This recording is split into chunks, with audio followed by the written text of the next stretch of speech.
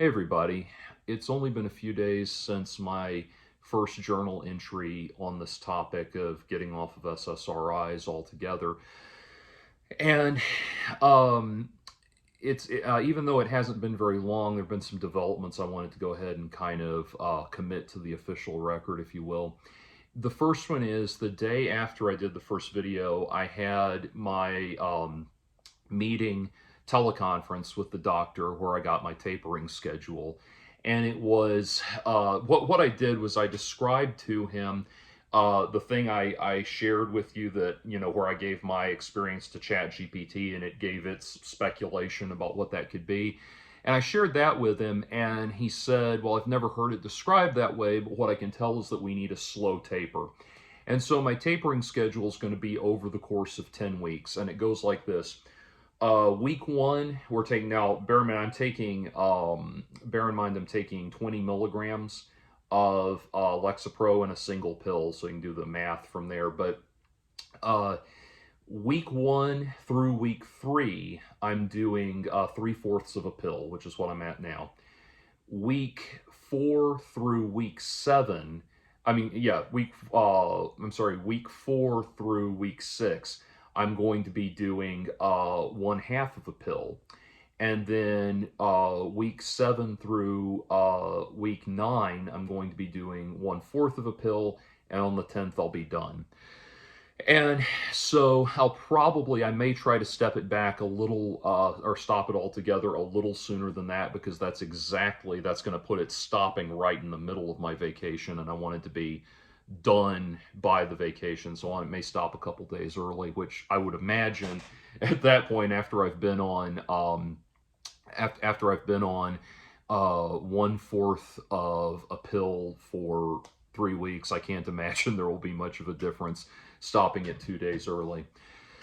So that's looking good, and that's been positive. The other good thing he told me is that there's really nothing wrong with taking a 25 milligram CBD gummy. To be clear, I take the non-THC gummies, but the CBD gummies before bed to help me sleep, which is what I've been doing, and I've been getting a lot better sleep that way.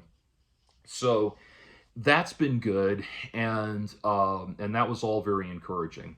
So I put all that into effect. And then there's been a little bit of panic and anxiety as I've been, adjusting. Because remember, I tried going off my medication for a day before I met with the doctor just to see what it would be like. So I missed that day. Plus, there's now less and less medication in my system. So I'm probably even tapering a little faster just because of that. But I've been feeling positive about it the whole way. And to track where I am panic wise, I made a 1 through 10 scale. If I have a panic attack, like I can kind of gauge where I am. And also, as I'm talking to ChatGPT for, calming information, I shared this with chat so that it can. Yeah, I know. I call it chat. I gave it a name. I know. Anyway, I shared this with chat so that it can, when it's giving me information to help me calm down, it can know immediately where I'm at and not have to have me calm it down or explain it to it while I'm in the middle of a panic attack. I can just say I'm at 7, I'm at 4, I'm at whatever. So here's what I came up with, and this is just kind of describing my experience of panic attacks. But it was: 1, completely calm, no panic, upset, or disorientation whatsoever. 2, vague irritation, not settled completely from panic or onset of panic seems possible. 3, awareness of panic coming on or going out with some physical symptoms but not affecting normal functions. 4, panic is present but not affecting normal functions. 5, panic is present and causing difficulty with normal functions. 6, panic has interrupted normal functions and requires time alone and/or concentrated effort to endure. 7, panic strong enough that the conscious mind wonders if it's an unrelated medical emergency, such as heart attack, stroke, seizure, etc. 8, panic is causing physical reactions significant enough to warrant concern from others if present. 9, panic is severe enough that safe objects, rooms, and people no longer seem comforting and may appear threatening. Includes all previous symptoms, but panic peaks and becomes noticeably better after standard 15 to 20 minute duration. 10, all 9 previous symptoms persist longer than the standard 15 to 20 minute window without peaking or lessening. So that's where it's at. And what I meant, by the way, when I said that comforting things seem threatening, it's not in like it's not in like a way, the sense of them being like an immediate danger or an immediate threat, like they're unsafe, things are unsafe, or people are unsafe or working against me or something like that. That's not what I mean. What I mean is it's more like how to describe it. It's more like I'm cognitively aware that these are safe people, places, and things. Like they're things that should be comforting me, but they're not giving me the automatic default sense of comfort that I need. And as such, they seem like scary because they're not the thing that they feel like they're not the comfort object they're supposed to be anymore. It's a little bit difficult to describe, but that's kind of what I'm going for there. It's it's interesting in I've learned over the years to, as soon as I'm panicking, put myself in a mindset of observing it, of kind of stepping back from it and observing what's happening. A great there's a great hymn, Quaker hymn, that I love, that was performed. It's been performed by Enya and a number of other artists. I've done different versions of it, and it's called "How Can I Keep from Singing?" And there's a line in there: no storm will shake my inmost calm, while to this refuge clinging. Since Christ is Lord of heaven and earth, how can I keep from singing? And changes it to since love is Lord of heaven and earth, but the same overall concept. And I like that. I like that. No storm will shake my inmost calm, because it doesn't say there's not a storm. It says that within this storm, within this calm, I'm calm within this storm. And that was, by the way, what made me really start thinking about that. Robert Barron, the bishop, the YouTube bishop Robert Barron, did a great commentary on the hymn that made me start thinking about it that way. I'd already been a fan of Enya for a long, long time. But anyway, that became kind of a mantra to such a degree that I don't I I don't want to get tattoos. There's a reason I'm like the only musician in town with no tattoos. But even so, I think it would be a cool tattoo to have like that on my arm. My inside arm. No storm shall shake my inmost calm, and while to this refuge clinging. And that seems like a cool tattoo, a cool centering thing, for me. But anyway, so I started like putting myself in that mindset of like forcing myself to regard it as like me being the captain of a ship that's in turbulent waters, if that makes sense. And or more like the song is saying, like I'm clinging to a rock in the middle of a stormy sea, that sort of thing. And with that in mind, it's helped me now enter into kind of a dialogue with what's going on with me, because I'm already noticing a difference. And the difference I'm noticing, using my 1 through 10 scale, the worst it's gotten in my 1 through 10 recently was I was having dinner with some folks Saturday night, and the conversation got to a point where I just had to get up, and I just got up and went in another room and kicked back for a while until I felt better. So that was about a 6. That's about as bad as it got. And went hiking Sunday, and the heat started bothering me, and it was not so bad that that the panic was really escalating, but it was just like I was kind of like, I should really turn back now, but it didn't get very far.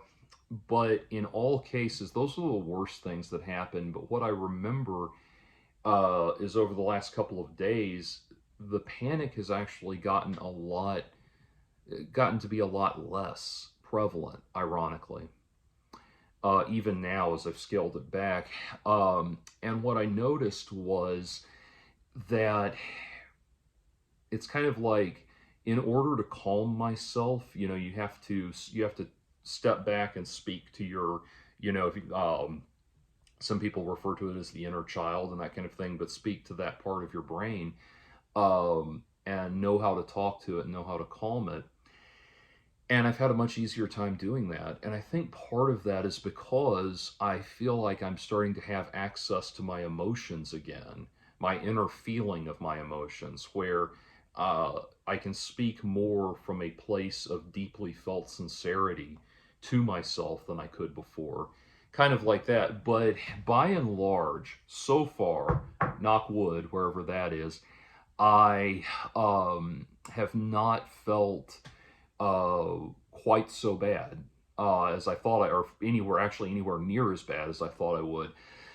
My main thing, um, my main experience is, now that I have more energy, I'm starting to find I have more energy and I'm becoming more alert in ways that I haven't been for a while. I'm very conscious of my mental energy, like threatening to turn into manic energy, not panic, but like manic energy, where it's rushing very fast and I'm thinking very fast and talking very fast and that kind of thing. And that requires cognitive behavioral modification as well. So, all told, though, things have been a lot more tolerable, and that's very interesting to me. That I don't know, there could be more nightmarish experiences down the road. I hope not, but nonetheless, nevertheless, where I'm at so far, I'm feeling positive about it. I'm feeling a lot better than I have been, and it's encouraging. I've decided to start prioritizing having calming rituals in the evening, which is what I'm going to get into after I get done with this. And of course, prioritizing calm, which is exactly why, right at the same time I'm going off my meds, I started reading Uzumaki for the first time. But anyway, I've been counterbalancing that with this, what they call cozy mystery. These are those cozy mysteries that are supposed to, make you feel all warm and fuzzy, and as you read them and stuff like that. And it's like, it's like you can tell by the way, like, the writer is so, it's getting into book talk, but you can tell by the way the writer is so emphasizing like comfort and warmth and camaraderie and sensory, like warm sensory input of like the smell of fresh brewed coffee and the smell of stepping into a bookstore for the first time, like all of the sensory input and everything. You can tell that the author is like, it's done with a very specific purpose. It feels like a sleep story, that kind of thing. So it's not great literature or even good literature, but it is calming and centering. And it's just funny because the main character's name is Addison Grayborn, and I'm sorry, like, if you're not writing high fantasy, don't give your character a name like Hermione Granger if you're not writing high fantasy. It's kind of like in it's kind of like in 50 Shades of Grey. She gives the name Anastasia Steele to this very, very naive, sexually inexperienced, mousy little girl, and it's like, that's a name that you give to that's a name you give to like a well-established femme fatale character from a noir novel or something like that. It's not the name you give to your kind of reader self-insert character that's supposed to be a blank slate that the reader can pour themselves onto. Anyway, yeah, this should not be a story starring Addison Grayborn. It should be a story about Becky Lynn Smith, that kind of thing. Anyway, and Uzumaki is good too. Obviously, it's phenomenal. It's just deeply unsettling, of course. But anyway, that's where I'm at. And thank you to everybody. You know, I'll try to resist the urge to update you every other day or something, but I am excited about this. And like I said, I'm feeling good energy again. I'm kind of like, I'm kind of working on being patient with myself to recalibrate. My brain is kind of learning what to do with that energy again. And, but I'm overall feeling a lot better. So, onwards and upwards.